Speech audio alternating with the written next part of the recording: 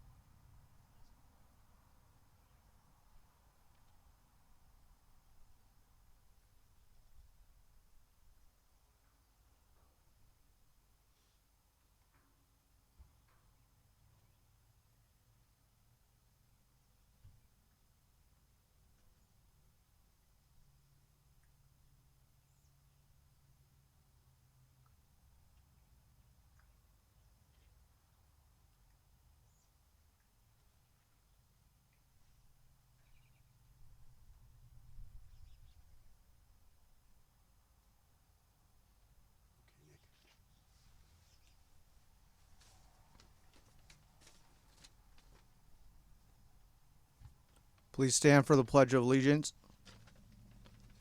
I pledge allegiance to the flag of the United States of America and to the republic for which it stands, one nation, under God, indivisible, with liberty and justice for all.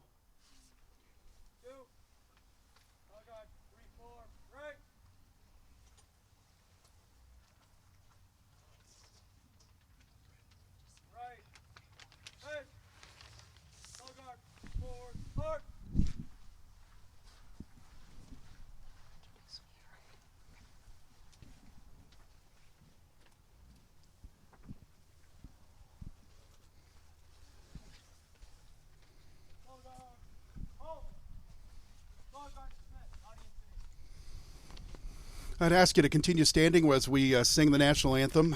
Diane's going to sing both the first and the fourth verse today. You'll find in your program the fourth verse if you'd like to follow along. If you're not familiar with it, just listen in. I also want to just introduce, although he's already done what he did, Nick Torres, who is not only a part of the local VFW, but also our Veterans Service Officer here in Tillamook. So, Diane.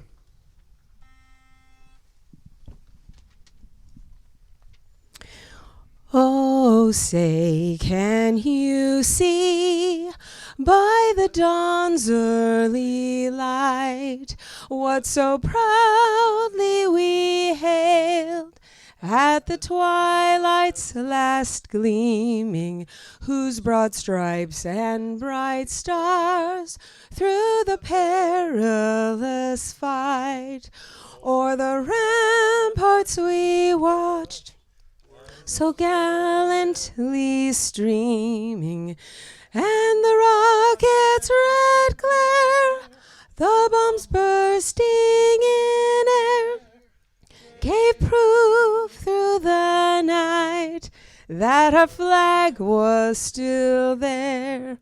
Oh, say does that star-spangled banner yet wave o'er the land of the free and the home of the brave? Oh, thus be it ever when free men shall stand between their loved homes and the war's desolation, blessed with victory and peace. May the heaven-rescued land praise the power that hath made and preserved us a nation. Then conquer we must when our cause it is just, and this be our motto: in God is our trust. And the star-spangled banner in triumph shall wave o'er the land of the free and the home of the brave.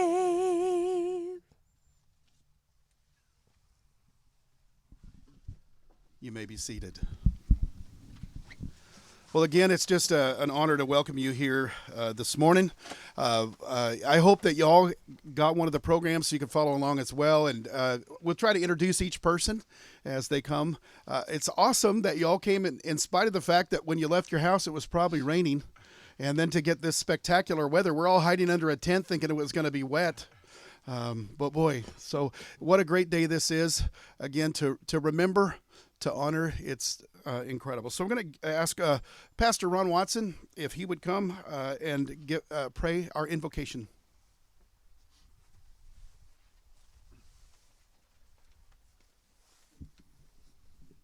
I'm retired pastor and former Air Force captain Ron Watson, and I've been invited to pray the invocation. Let us pray. Heavenly Father, we invoke your Holy Spirit to comfort us as we remember and honor our military who have not returned home alive. We honor the generals and the admirals, the privates, the airmen, and seamen, and all those in between who gave their lives for our country. We remember those who died quickly in explosions and those who suffered in hospitals, jungles, and concentration camps. We honor those who were recognized for their bravery by receiving awards and went right back into their airplanes or back into the battlefield or back into their submarines to fight on. We remember those who were awarded medals after they died and those who could have been awarded medals, but nobody saw their bravery. We honor those who have tombstones in foreign cemeteries and those who have watery graves in the deep. Please comfort grieving families who wonder what their lives would have been like had their loved ones lived and come home and raised family. Help us appreciate their sacrifices for us.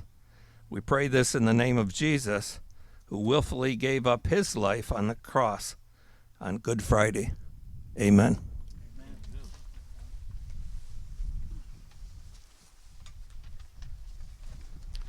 Well, one of the features that we've had the last number of years here is to take a moment and find out, or to have explained the history of this day, of Memorial Day. And so for many years, it's It was Colonel Hatton's thing, and this year he said he'd like to have Nick take this. And so, again, we're going to ask Nick Torres to come and to give us this history of this day.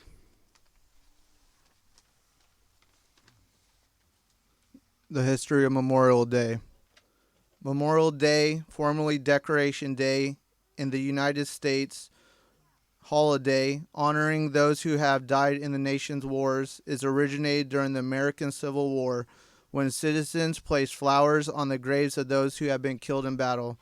More than half a dozen places have claimed to be the birthplace of the holiday. In October 1864, for instance, 3 women in Boalsburg, Pennsylvania, are said to have decorated the graves of loved ones who died during the Civil War, then returned in July 1865, accompanied by many of their fellow citizens for a more general commemoration. A large observations primarily involving African Americans took place in May 1865 in Charleston, South Carolina. Columbus, Mississippi held a formal observance for both Union and Confederate dead in 1866. By congressional proclamation in 1966, Waterloo, New York was cited as the birthplace, also in 1866, of the observance. In 1868, John A. Logan, the Commander-in-Chief of the Grand Army of the Republic, an organization of Union veterans, promoted a national holiday on May 30th for the purpose of strewing flowers or otherwise decorating the graves of comrades who had died in the defense of their country during the late rebellion. After World War I, as the day came to be observed in honor of those who died in all the U.S. wars, its name changed from Decoration Day to Memorial Day. Since 1971, Memorial Day has been observed on the last Monday in May. A number of southern states also observe a separate day to honor the Confederate dead. Memorial Day is observed with the laying of the wreath at the Tomb of the Unknowns in Arlington National Cemetery in Arlington, Virginia, and by religious services, parades, speeches nationwide. Flags, insignia, flowers are placed on the graves of veterans in local cemeteries. The day also comes to signal the beginning of summer in the United States.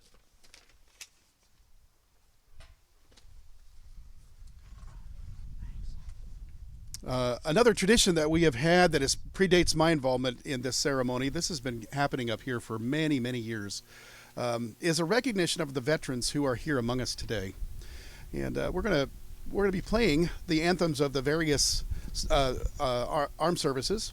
And what we'd like to ask you to do, if you're able to stand when, if you are a veteran, if you're able to stand when it's your turn, you'll know. We'd ask you to stand so we can honor you today. If you're already standing, if you would salute. If you're sitting and you just are not able to stand today, if you want to, just give us a salute so we know who you are. But we'd like to honor you as we play these various anthems of the armed services. Mike?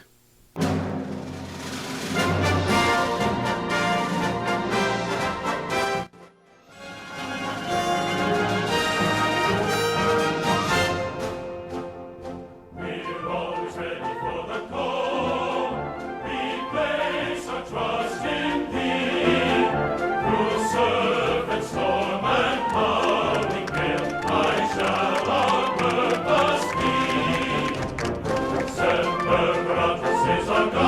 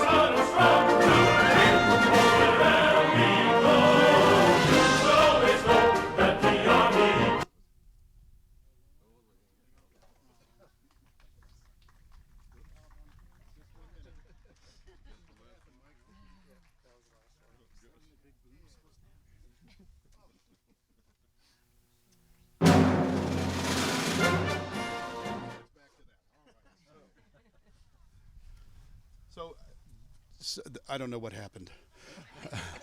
And that's never happened. So I think there were a couple of branches that we didn't get to, and I want to make sure I don't. So I'm going to need a little help.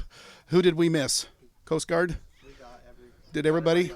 I saw Coastie back there. Okay, I didn't know if we missed you. So, all right. All right. I just want to make sure that we didn't miss. We'll check on our CDs for next year. So I apologize for that little glitch. Well, I'm going to turn this over now to Linton Whittles. Each year, it's always a challenge to find someone, and it's not that there are not capable people, but just to find just the right person for us each year for the address. And this year, it's again, I come back to Colonel Hatton, and he's always very, very humble about all of this, but he's helped me for years to find just the right people. So this year he said, you got to hand that over. And so Nick and I talked a little, and I talked about Linton. And so I called Linton and asked, will you do this for us? And he's done this before. And he said, I have a better guy. So I'm going to let him introduce to you our speaker for this morning, Dennis Reynolds.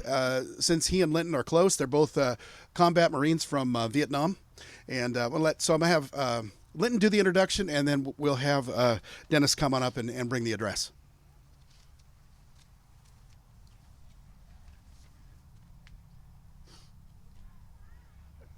A number of years back, I had the privilege of sitting in on a suicide prevention class, and there was this guy seated next to me.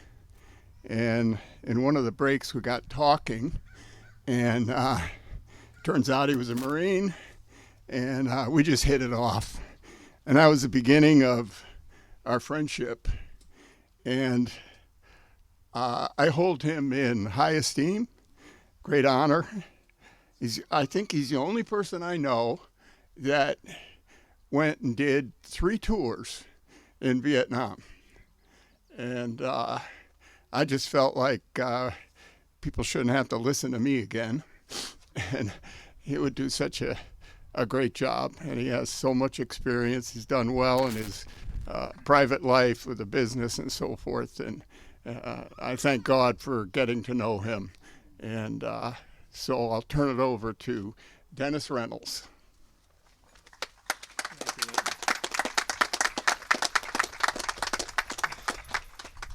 No pressure there at all. Thank you, Linton.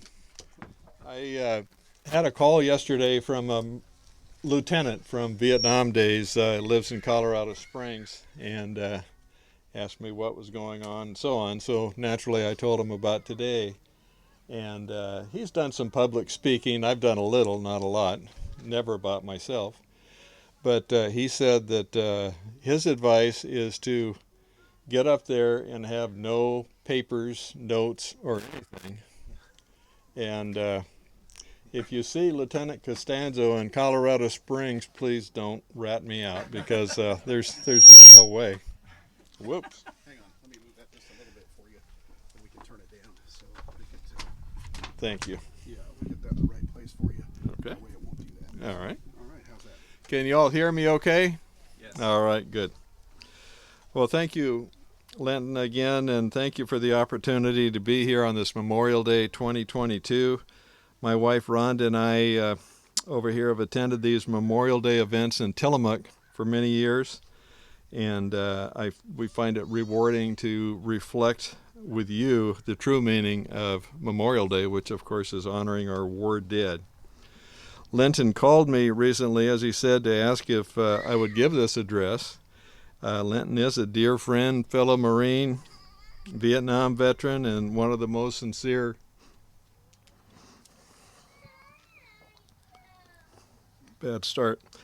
and genuine people I've ever met. If anyone else had asked, I probably would have said no, but when I said yes, Pastor Dean called and I asked him what he'd like me to talk about. And he said, whatever is on your mind and whatever is in your heart. It's pretty wide open. It's a curse and a blessing at the same time. These are very personal thoughts and memories that I have never shared before, as I just said, in a public setting and only rarely in private settings. All I know is what's on my mind and in my heart, and my emotions, as you can tell, get closer to the surface all the time. But here goes anyway. I served in the Marine Corps from May 1967 to May 1971. Linton and I were in Vietnam during the same time, but we didn't know one another until several decades later. I served as a radio operator with 3rd Amtrak Battalion. We provided our own grunt or infantry work, and that was unusual over there. We guarded our own perimeters, did our own search and destroy missions, as well as ambush patrols. We did it all ourselves. Some called us AM grunts. I spent much of my time in the field supporting the Rock Marine Brigade 20 miles or so to the south. When people ask me why I volunteered for 2 additional tours, I simply say that the mind of a now 73-year-old can't really understand the thinking of an 18, 19, or 20-year-old. That's for sure. But that's just what I did. I remember hearing that stateside duty was less than desirable. There was a special word for that, but less than desirable, and I had 4 years to serve. Also, I got a free 30-day leave anywhere in the world, but of course I chose to go home to Everett, Washington, where I was born and raised. In addition, I was able to take some R&Rs to some pretty exotic places, Kuala Lumpur, Malaysia, Sydney, Australia, Hong Kong, and Tokyo. Going off to war in the military runs deep in my family. My grandpa Sam Reynolds in World War I, my father Ray Reynolds in World War II, me in Vietnam, and most recently our son Skylar Reynolds as an infantry officer in Iraq. I did my training at MCRD in San Diego and Camp Pendleton, California. The final part of the training was called staging, the time just before we were to leave for Vietnam. There are no passes, visitors, or anything of that nature during this period. My dad apparently didn't get the memo on that one. Without my knowledge, he drove 1,300 miles down from Everett to see me before I left what he must have thought might be the last time. I don't know how, but somehow he persuaded my commanding officer to let me have a day pass, taking me to Disneyland. My wife suggested he may have gotten down on his knees, but hopefully he didn't have to go quite that far. It was the first time either of us had ever been to Disneyland. It's a great memory and one I'll always cherish. In the Marine Corps birthday, Colonel Hatton knows this as well as anybody, on November 10th is a very, very big deal. We heard about it over and over again in boot camp. There are Marine Corps balls, celebrations, parties, large and small. It's quite ironic, though, that I got on a plane on November 9th, crossed the international date line, and landed when it was November 11th. So somehow my first Marine Corps birthday didn't exist, at least for me. All Marines stopped in Okinawa for a couple of days, both to and from Vietnam.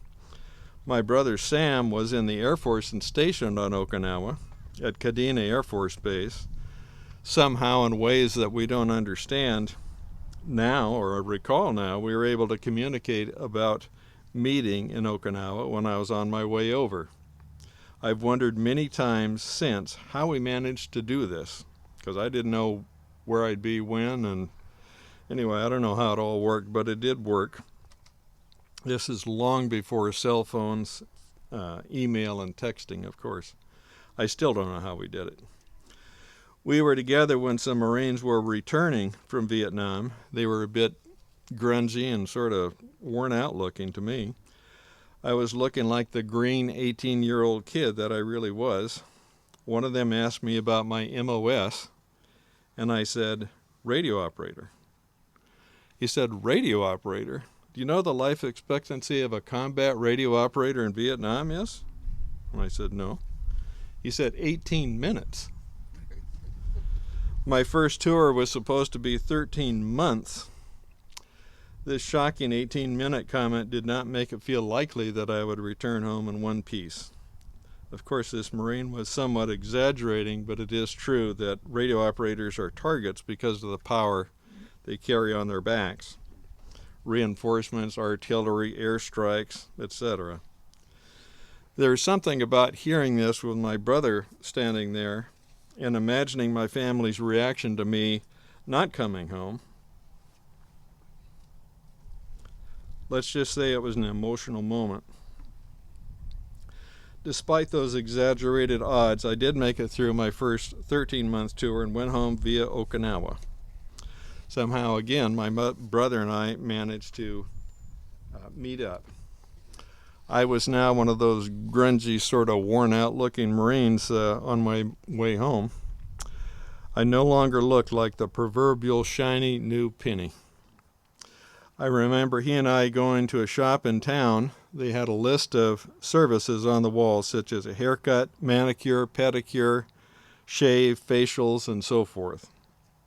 He and I sat down in chairs next to one another, and we told them to start at the top of the list and keep going until they get to the bottom of the list. And we did that. I think we were there at least 2 or 3 hours. It was fantastic. Returning home to my parents was a huge relief to them, as you might imagine. However, I soon realized that I had to tell them that I signed up to go back. I didn't realize the full extent until decades later how that must have felt for them to hear, until our own son was going off to war in Iraq. 1968 was the peak of the fighting and U.S. casualties for the entire war. It started in January with the Tet Offensive. Perhaps the peak for me personally was Cinco de Mayo, May 5th, 1968. Our battalion area was actually overran by an estimated 30 to 40 sappers in the middle of the night, slinging satchel charges, throwing grenades, and firing weapons on a suicide mission for them. It was a rather rude awakening for those of us trying to get some sleep after another grueling day. I was chosen to be the radio operator for our company commander, fighting our way out to the perimeter. He and I were both knocked down to the ground by the same Chi-Com grenade, but the shrapnel somehow missed us both. He is still alive back in Virginia. He seemed like an old guy at the time. He was probably in his mid-30s or late 30s.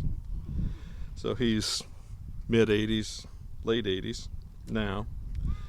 But we both vividly recall that night and have talked about it a few times since then. I remember the fleeting impulse to, out of sheer terror, put my M16 on automatic and spray anything that moved near me. In the dark, you could barely see who was who and shooting at what. We had the enemy running all over within our perimeter. Thank God I didn't do that. It was a harrowing night. We lost several, killed and wounded. They lost many more. When I finally completed my third tour, I returned to my hometown for an extended leave and then traveled back to Camp Pendleton to finish out the last year of my 4-year obligation. No doubt the luckiest thing that has ever happened to me occurred a mere 4 months later when I met my now wife, Rhonda. She'd gone down to Southern California to visit her cousin, the wife of a Marine Corps friend of mine. I guess you could say we were set up on a blind date.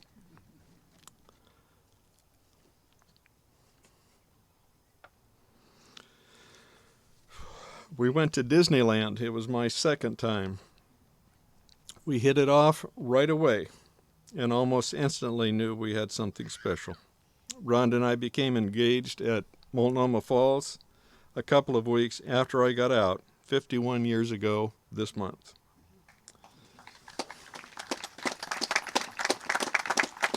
Thank you. I owe it all to her, believe me. She was surprised since I'd returned 2 weeks before, and she figured if it was going to happen anytime soon, it was going to happen right away. She never actually answered me, but her eyes said yes.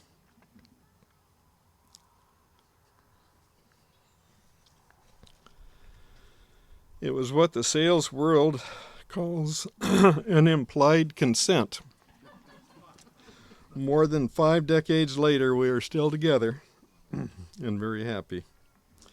We celebrate 50 years of marriage in August this year. We made 2 beautiful children together, Summer and Skylar, and we were a mom and pop business team. I was self-employed in the insurance business for 44 years through thin and thick and thin. I brought home the money and she kept track of it, but we earned it all together. She was and is the love of, look at her, the love of my life, but she knows that. I credit her for seeing me through what were some very difficult adjustments back in the world, as we used to call it. Honoring and serving veterans is very important.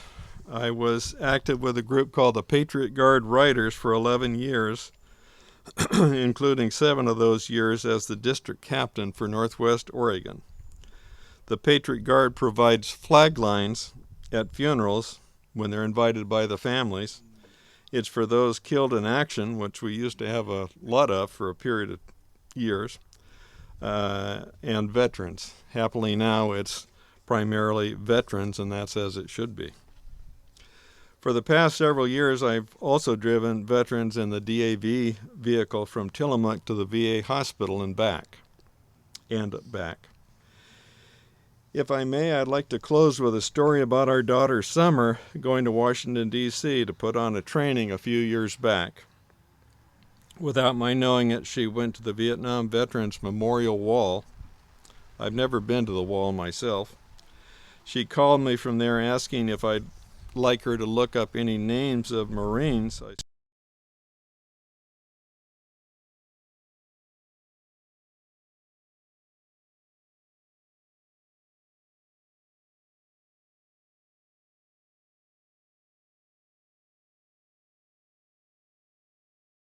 Wall of more than 58,000 names displayed. She took a picture of her hand pointing at that name and texted it back to me. Summer then called me and asked for another name. I gave her another name. She called back yet again and asked if there were any more names. And I said, yes, unfortunately there are many more, but that I didn't at all expect her to do this. I texted her the list anyway. There are 45 Marines who were killed from my unit during the time I was there, from November 67 to February 70. She had never been to Washington, D.C. before and had very limited time to see anything. She spent all of her free time looking up those names and sending back a photograph of her hand pointing at that name. She said she knew from the moment she saw that first name, this is how she wanted to spend her free hours in D.C. To say that means a lot is an extreme understatement. When she returned home, she surprised me with a book. This is where I pretend like I'm a first grade teacher, where my Aunt Ruthie would give it this in the class. And I'll show you just a little bit on the inside, but it's pictures of all 45 names and her pointing at those names. It's an incredible gift to me. It also has a story of her experience there doing this. I thought about reading all of those 45 names out loud here, but for a variety of reasons decided not to. But I did read them to myself over and over again. Thanks again for your thoughtful attention and this great honor. Thank you.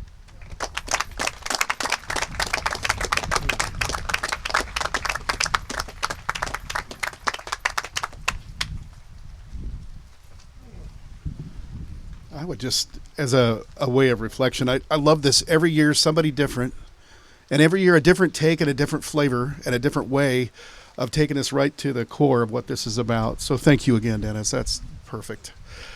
Well, again, one of the other traditions that we've had for many, many years is that we would take a few minutes to remember and to recognize the veterans who have passed away since last time we were here, who lived in Tillamook County when they passed. And so we have three folks. When I invite, I don't ask the branch that they serve till after they agree. And I didn't realize we had 3 Navy vets doing this year, and that's perfectly fine.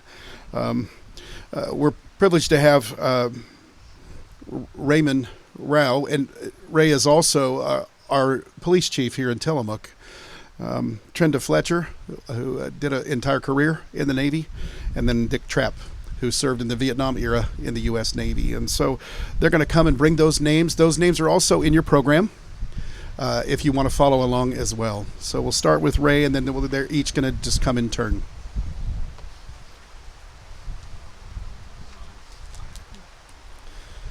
Two of the names that were missed last year, Jesse Derrick, Forrest J. Jones. Kenneth James Dickey. Keith Allen Pierce. Max Hurlman. Walter Franklin Pepper. Robert Truman Horton. Thomas W. Villanueva.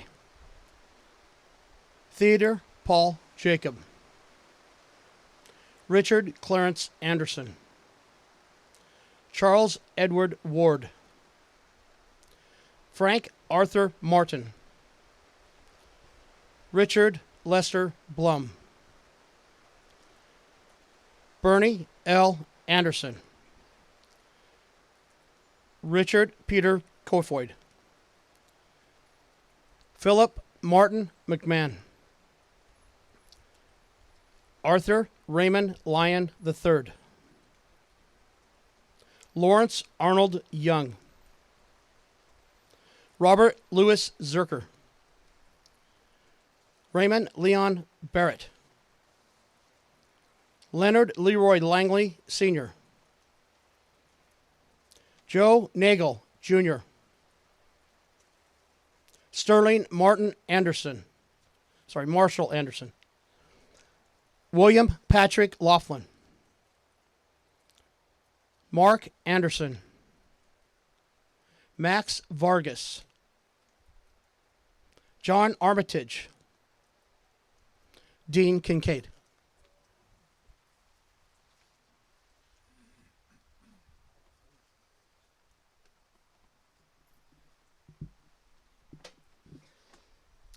Jerry Wilcox. Glenn Rose. Hizella Herde Quincy.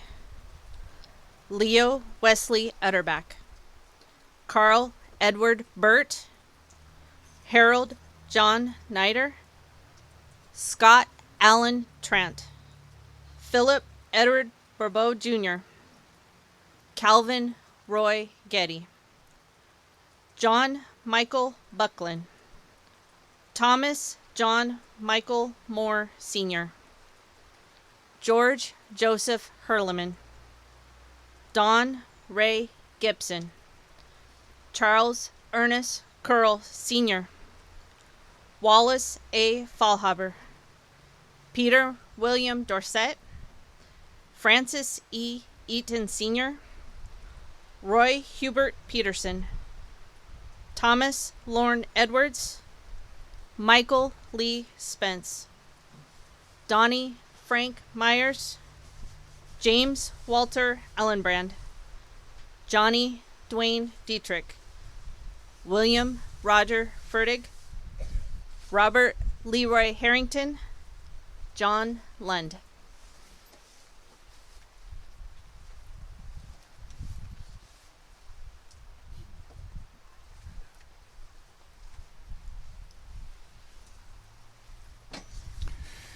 Michael J. Bolin, Robin Dale Smith, Michael Schmidt, Richard Allen Flory, Kenneth Duane Norman, Thomas Malcolm Jones Jr., Larry Barton Colfett, Bruce Warren Bailey, Robert Earl Henry, William Dale Buck, George Wallace Hayes, Ernest Ray Glover, Larry Alvin Woodworth, James M. Cooper, James DeForest Bennett Jr., Roland Leonard Dawson, Alan Gary Smith, Mac R. Hunt, Robert Everett Mickey, Frank Williams Hutchins, Buddy Ball, Ronald Randolph, Jeffrey J. Hunter, Robert John Meekers, Richard Forbes, James Eby, and David Strand.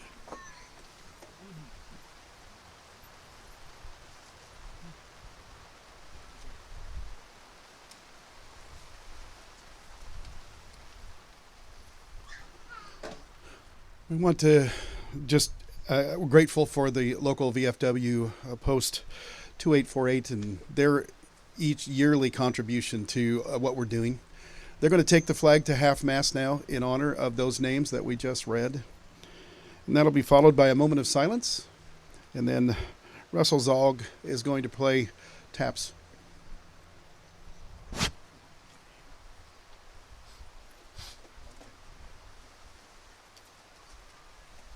If you're able to stand, if you would stand with us. Thank you.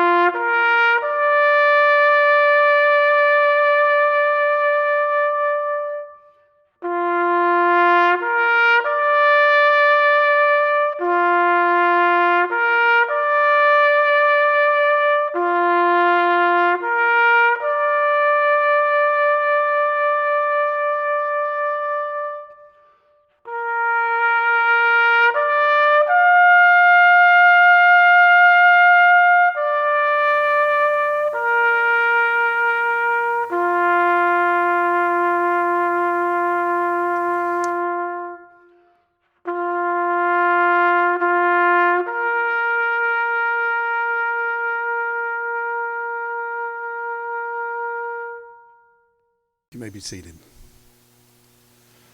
We're going to invite Diane to come back and to sing God Bless America. I didn't know if I formally introduced Diane Diaz, so thank you, Diane, again.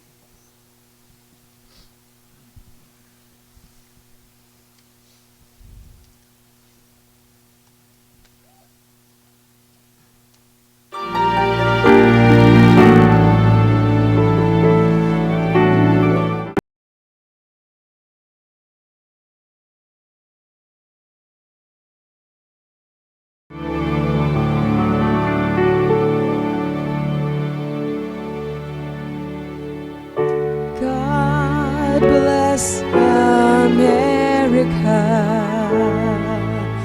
land that I love. Stand beside her and guide her through the night with the light from above, from the mountains to the prairies, to the oceans white with foam. God bless America, my home, sweet home.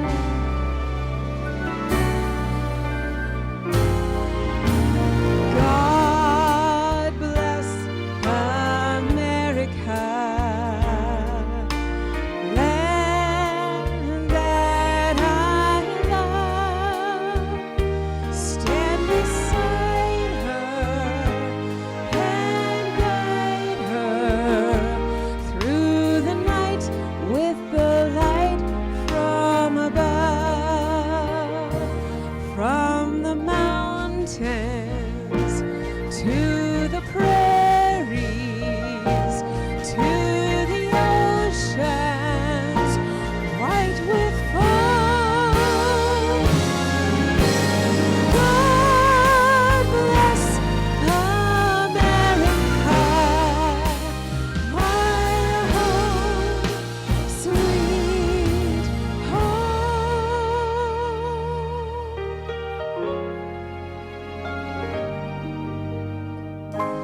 God bless America, my home, sweet home, my home, sweet home.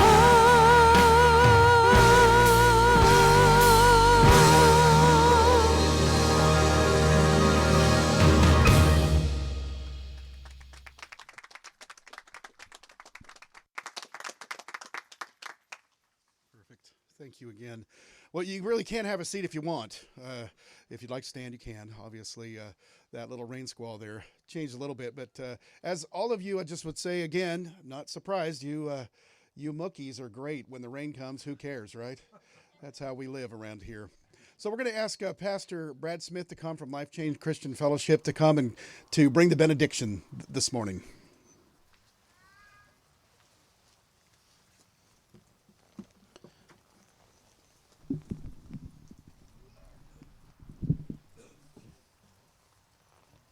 Let's pray. Father, I thank you that we can gather and remember those who have fought and gave their lives in the battle to preserve our freedoms. And not ours only, but people groups around the world. Korea, Vietnam, Afghanistan, Iraq, and other places. And Lord, every life given represents a freedom we and others now enjoy. Thank you for the bravery of these heroes. And Lord, I want to pray for their families to be comforted and to be provided for. And may the God of all comfort, who comforts each spouse and every child who is experiencing the grief and loss of a family member, parents, siblings, Someone once said losing a child is like experiencing an amputation. You'll never feel whole again. You'll always be crippled. You'll always walk with a limp. Father, only you can comfort. Only you can replace the pain with joy. And we ask that you remove the grief, the sorrow, the pain, and regrets, and restore joy to those wounded souls. The psalmist said, weeping may endure for the night, but joy comes in the morning. Father, teach them to live again. Heal the pain, mend the broken hearts. And I ask these things in Jesus' holy name. Amen. Just as a way of concluding, I would add, if you're here today and you have a family member or friend who passed away in the last year here in Tillamook County, and we missed their name, will you come and find me? And I'll get those written down, and we'll make sure that we, as we did today, we missed 2 names last year. We included them. We want to make sure that they're recognized. So if that happened, we want to apologize. We did our best, but sometimes we miss. And so we'd like to make that right. So come and find me, and I'll get those names down, and we'll make sure that we get them included next year. And that concludes our ceremony this morning, and I thank you again for coming on behalf of, the opportunity that we all have to honor the veterans of our town and those that have been lost and so forth. We're grateful that you came. Thank you.